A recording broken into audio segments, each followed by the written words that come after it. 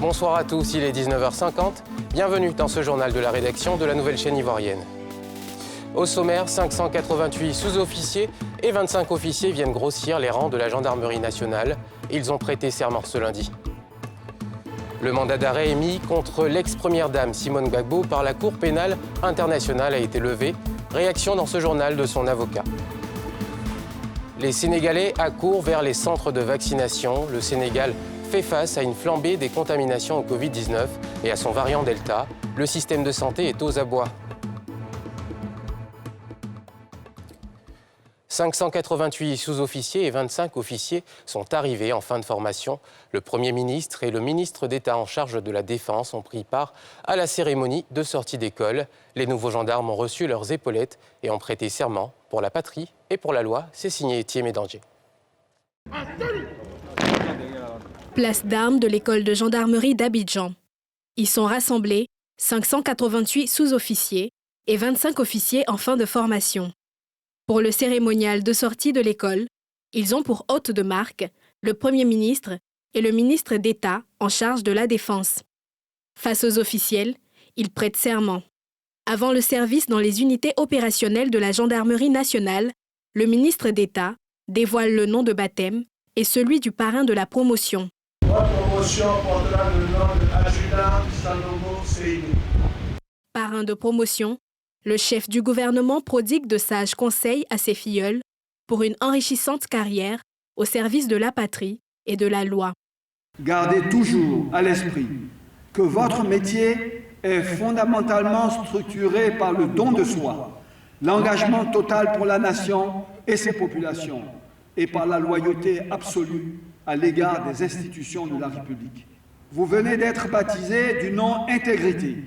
Vous devez vous approprier cette vertu primordiale par la qualité extrême de votre comportement partout où vous servirez, aussi bien dans l'exercice de vos fonctions que dans votre vie quotidienne. Abondant dans le même sens, le ministre de tutelle révèle que les valeurs que véhicule le parrain et le nom de baptême doivent être mises à profit. L'environnement dans lequel vous êtes appelé à servir désormais devient de plus en plus exigeant. Cette exigence se manifeste aussi bien au niveau de la gestion des hommes qu'au niveau de la recherche de solutions aux nombreux défis sécuritaires du moment. C'est pourquoi vous devez être à la hauteur des attentes des populations. Éloignez-vous des maux qui gangrènent notre société, à savoir l'injustice, la corruption, le racket, les trafics d'influence. Après 2 ans de formation, ces agents sont prêts pour servir le drapeau. Avant, ils montrent leur savoir-faire. Premier exercice, le maniement d'armes.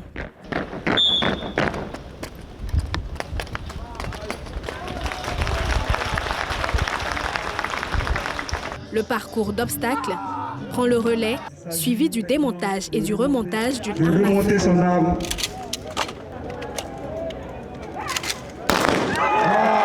Au terme de la compétition, la promotion sortante s'offre le trophée Patrick Hachi. Bien avant, les majors de la 59e promotion des sous-officiers et de la 45e promotion des officiers, qui comptent en son sein 4 Gabonais et 3 Guinéens, recevaient leur prix lors du cérémonial également marqué par un défilé.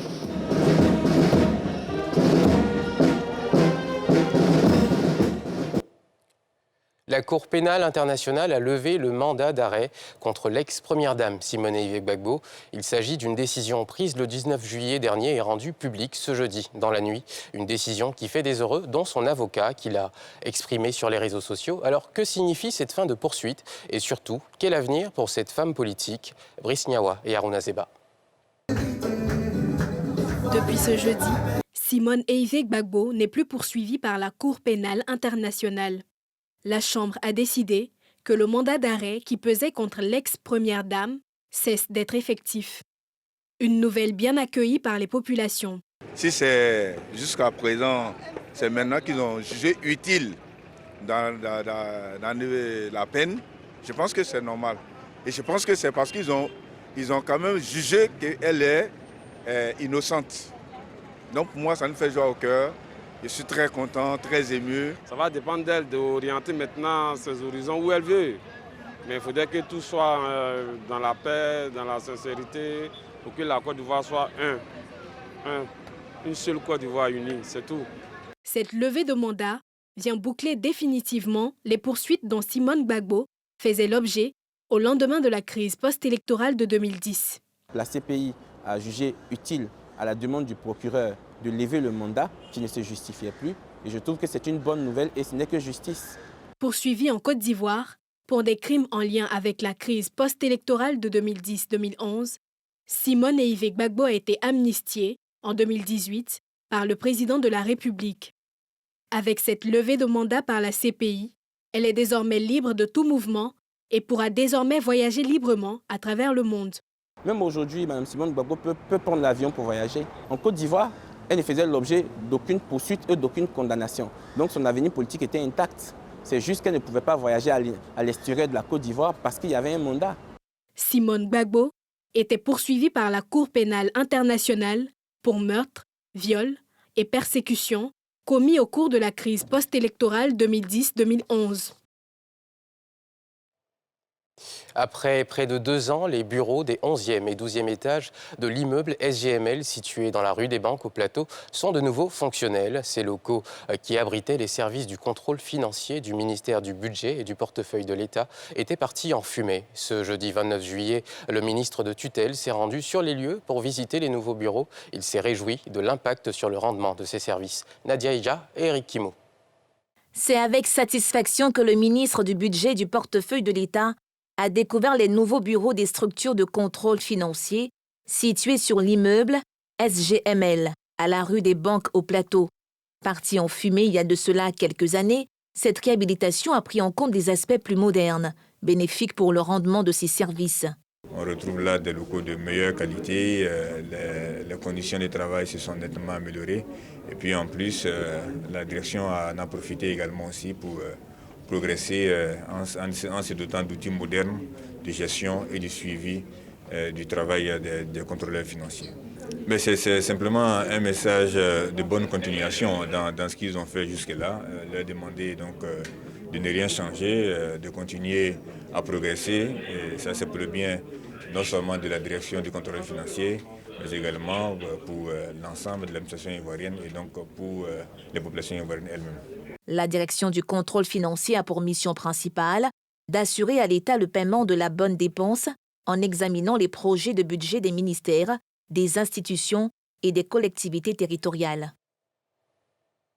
Vous connaissez le principe de la tontine, une association de plusieurs personnes qui épargnent pour l'obtention tour à tour de la cagnotte. Eh bien, cette tontine classique a évolué pour une forme plus digitale. Des internautes cotisent ensemble sans être forcément en présence, une tendance qui fait fureur malgré des risques d'arnaque. Quel intérêt pour les adhérents et surtout, quelles dispositions pour sécuriser ces tontines en ligne? C'est un sujet de Nadia Ija, Eric Kimou et Fulgence Kissiedo.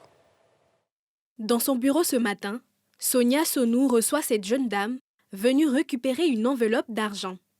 Chef d'une entreprise de communication, par ailleurs présidente d'ONG, Sonia s'est investie dans l'organisation des tontines depuis une dizaine d'années pour répondre aux besoins de financement des moins nantis. Il y a de cela quelques mois, c'est sur les réseaux sociaux qu'elle décide de trouver les adhérents à ce système d'épargne collective. Aujourd'hui, sa page de tontine compte plus de 17 000 abonnés et les demandes pour intégrer les différents groupes sont nombreuses. Nous avons plusieurs groupes, vous pouvez former un groupe de 10, un groupe de 20. Alors nous avons des tontines électroménagers, des tontines espèces à argent. Lorsqu'on met en ligne, les adhérents nous contactent via WhatsApp parce qu'on ajoute nos contacts en dessous de la publication. Donc les adhérents nous contactent via WhatsApp ou via Messenger et puis on les ajoute dans les groupes concernés. S'il veut de l'électroménager, on le met dans le groupe de l'électroménager. S'il veut de l'espèce, on le met dans le groupe de l'espèce. Pour elle, le secret de la réussite d'une tontine en ligne réside dans les dispositions prises pour en assurer la fiabilité. On a toute une équipe tout derrière parce que nous sommes en ligne, on ne peut pas garantir la crédibilité des gens. D'autres peuvent fuir après avoir obtenu leur gain. Après l'équipe de vérification, il y a les détectives privés qui vont au soumis parce qu'on peut louer n'importe quel local pour dire que voilà, j'habite là. Donc il y a l'équipe de détectives privés qui va après pour faire la vérification et qui viennent. Et c'est à partir de là qu'on engage la tontine ou on insère cette personne dans la tontine. Je forme aussi les mamans tontines. Je leur dis tout le temps, la tontine n'est pas un métier. Ayez quelque chose avant de faire les tontines parce que c'est que des problèmes. Si vous encaissez l'argent des gens sur du zéro, vous allez forcément être escroc et on va vous rechercher. Et de ce côté-là, il y a aussi des mamans tontines qu'on recherche et c'est ce qui décourage certaines personnes même. Des assurances qui ne sauraient lever les doutes chez certaines personnes qui estiment trop risquer cette association virtuelle. D'autres pourtant, à l'instar d'Isabelle Thiello, ont sauté le pas. Après une première épargne pour l'acquisition de thé amincissant, puis d'électroménager, cette commerçante s'est tournée vers les cagnottes d'argent. Elles qui avaient été déçues par la tontine classique se sont aujourd'hui confortables avec ce nouveau modèle. J'ai pris d'abord 700 000, après j'ai pris 1 million, après je suis en train de faire 2 millions, 3 millions, 5 millions. La tontine dans un premier temps m'a permis de terminer mon magasin, le premier, et m'a permis d'avoir un autre magasin où je suis en train de faire, il y a plein de trucs en tout cas que je ne peux pas citer ici. Une aubaine pour ses activités. La tontine classique, nous sommes un groupe d'amis, on se connaît, on essaie de faire, quand il y a un programme qui a été établi, au moins c'est toi qui dois prendre, l'autre a un souci. Mais la tontine en ligne, c'est un programme qui est établi, on te dit tu prends dans 4 jours, quel que soit ce qui arrive, tu reçois ton blé. C'est vrai que c'est du virtuel, mais tu as son numéro, tu connais où elle habite, elle dépêche quelqu'un pour venir chez toi et tout ça. Il faut qu'il y ait une sécurité autour. Quand il n'y a pas de sécurité, c'est dangereux. Le système de tontine en ligne s'appuie sur les mêmes fondamentaux que la tontine physique qui rassemble plusieurs épargnants pour l'acquisition rotative des biens. Le paiement des cotisations se fait via les transferts d'argent mobile. Pour les initiatrices, l'objectif à long terme est de mettre en place une banque solidaire pour accompagner la femme dans son autonomisation. La nouvelle chaîne ivoirienne, à nouveau sur le podium de l'excellence. Un de ses journalistes reporters, Thiemé Dandié Traoré, vient d'être primé meilleur reporter télé. Lauréat du prix africain du développement, il a reçu sa distinction cet après-midi au Palm Club d'Abidjan-Cocody lors de la cérémonie de récompense des meilleurs acteurs de développement de la région Afrique. Un prix qui honore la chaîne engagée sur le front de l'excellence.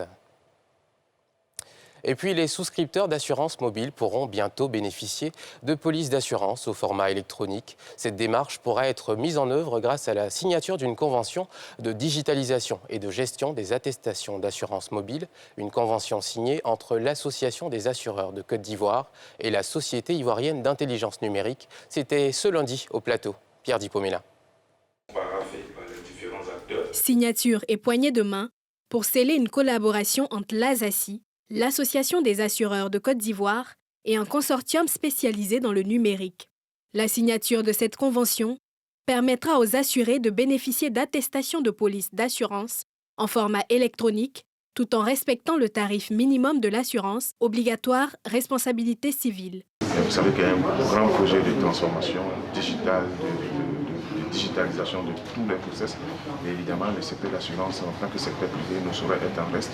Et évidemment, prendre le devant des choses pour se mettre aussi au diapason des grands enjeux stratégiques au niveau de l'État de Côte d'Ivoire. On a désormais la possibilité de lutter contre la non-assurance, de lutter contre les victimes d'accidents qui seraient causées par des véhicules non assurés. Donc ça aussi, c'est un motif de satisfaction. La digitalisation de l'assurance est un élément incontournable. C'est-à-dire que quand le policier vous arrête, on regarde le papier, mais le papier jaune est une présomption. Donc il y avait beaucoup effectivement de fraude. Le papier est jaune, on peut effectivement aller dans une imprimerie, automatiquement on pense que vous êtes assuré et au moment de l'indemnisation, on se rend compte qu'en fait il n'est pas assuré. Et donc ce projet est un projet vraiment important, novateur, qui est le premier dans toute la zone CIMA. Cette initiative vise à résoudre le problème de la sous-tarification et lutter contre la concurrence déloyale. La Côte d'Ivoire compte à ce jour 28 sociétés d'assurance, dont 10 assureurs vie et 18 assureurs non-vie. Et à la fin du mois d'août, les amateurs de courses de pirogues pourront profiter de la 5e édition du LA Festival de la commune d'Adiaké. Il se tiendra les 26, 27 et 28 août prochains. C'est l'information qu'ont livré les organisateurs ce vendredi. Salifia Lekwe et Eric Kimou. La 5e édition du festival de courses de pirogues dénommé LA Festival d'Adiaké, ville lagunaire située dans le sud Comoé, se déroulera les 26, 27 et 28 août prochains.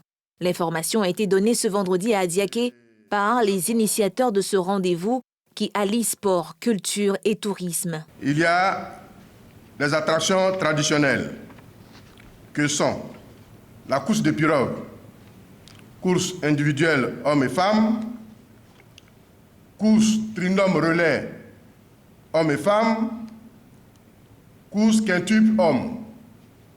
Nous avons aussi le théâtre scolaire qui cette année a pour thème jeunesse et civisme, la natation, le bal de génération avec plusieurs concerts live et playback. Nous avons le concours culinaire. En initiant ce festival, nous avons pour objectif ultime de fédérer toutes les populations de notre département autour d'un idéal commun, celui d'agir ensemble pour le développement touristique et économique du département d'Adiaké. Pour y parvenir, nous avons misé sur le riche patrimoine culturel de notre localité et le soutien indéfectible des autorités traditionnelles avec à leur tête nos deux rois. Pour cette édition, Tiapoum et Bassam sont les villes invitées d'honneur du dit festival. Une donne appréciée par les premiers magistrats de ces localités. Merci donc à la mairie d'Adiaké d'avoir pris cette belle initiative qui nous permet de nous retrouver autour de ce qui nous rassemble dans la région du Sud Comoé, à savoir notre culture, nos valeurs, nos traditions. Merci pour cette belle initiative qui est une occasion de retrouvailles pour les populations, pour les cadres. Une occasion de raffermir notre cohésion dans cette belle région, cohésion qui sera un élément indispensable pour poursuivre notre marche vers le développement. Ce sont quelques 360 athlètes et 18 équipes qui sont attendues à ce rendez-vous à Adiaké. En réaction à la résurgence des cas de Covid-19 et à l'apparition du variant Delta sur leur sol, les Sénégalais affluent désormais vers les centres de vaccination contre la Covid-19. Le pays est durement touché ces dernières semaines par une troisième vague et on vous le disait hier, les hôpitaux du pays ont du mal à faire face à ce nombre croissant de malades. Pierre Dipomela. D'après les chiffres du ministère sénégalais de la Santé, à la date du 30 juillet 2021, environ 8% des plus de 18 ans ont reçu au moins une dose de vaccin anti-Covid-19. Cette ruée des populations jusque-là réticentes vers les centres de vaccination est due à une flambée des cas de contamination ces dernières semaines. La campagne avec les Sino-Astra, les gens venaient quand même, mais ce n'est pas comme cette fois-ci. Donc là, on a doublé ce qu'on faisait vraiment pour des verres. Chaque jour, nous touchons 800, 850 par jour. Donc, tout à fait au début de la campagne, on tournait entre 400 et 450. Vraiment, et quand même, les gens ont compris, quand même. Ils ont compris le message, ils sont venus en marche. Je pense que c'est à encourager. Au début, je n'y croyais pas, parce qu'il y avait des rumeurs qui disaient que les vaccins ne sont pas sûrs, et j'avais peur. Mais par la suite, je me suis dit qu'il serait beaucoup mieux de me faire vacciner, vu la situation actuelle. Nous voyons tous les effets néfastes de cette pandémie. Toutes les activités sont aux arrêts. L'économie du pays est touchée. On compte les morts chaque jour. Il n'y a que le vaccin qui pourrait nous permettre de reprendre nos activités. Les gens doivent y croire pour qu'on puisse s'en sortir. Il y a des personnes qui ne sont pas informées, qui ne croient pas en cette maladie jusqu'à présent. Il faut que l'État fasse quelque chose pour aller dans les villages, dans les plus loin, pour sensibiliser la population sénégalaise. C'est important. Les hôpitaux de la capitale sénégalaise Dakar sont proches de la saturation à cause d'un afflux de malades du Covid-19. Le président Macky Sall a menacé de fermer à nouveau les frontières et de restreindre les déplacements internes si la situation l'exigeait. Leur art a conquis la quasi-totalité des ménages. Louches, écumoires ou marmites, ils laissent leur signature dans vos cuisines. NCI Reportage vous ouvre les portes de l'univers des ferronniers et de leur savoir-faire. On vous fait découvrir un extrait.